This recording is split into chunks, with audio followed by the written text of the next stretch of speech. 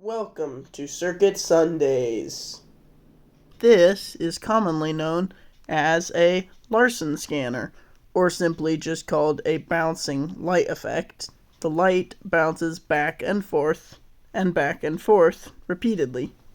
So if you've ever seen one of these and thought, wow, that looks pretty cool, I want to make one on my own, this is the video for you. This circuit uses a 555 timer IC for the clock pulse, a 4017 IC for the decimal counting, 5 LEDs, these lights here, 6 diodes for combining outputs, and a few other electronic components as well. So if we slow it down, you can see what the pattern here is.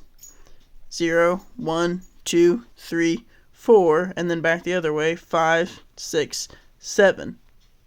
An alternative pattern would be this, which you can see has 2 more steps overall, which basically pauses the dot on either end for an extra clock pulse.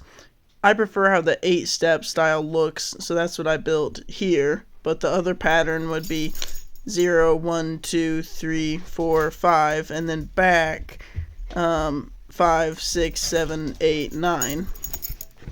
And just for the fun of it, I also added a photo resistor here, which is a component that has a property, resistance, that varies based solely upon the amount of light that it is receiving. So here I show the speed that the light is bouncing back and forth at with low light, and now see how much it speeds up when it has direct bright light like this shining on it. This is a quite simple circuit, but the effect is pretty neat.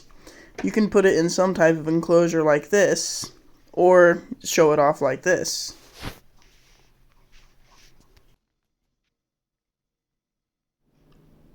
See you next week for more Circuit Sundays.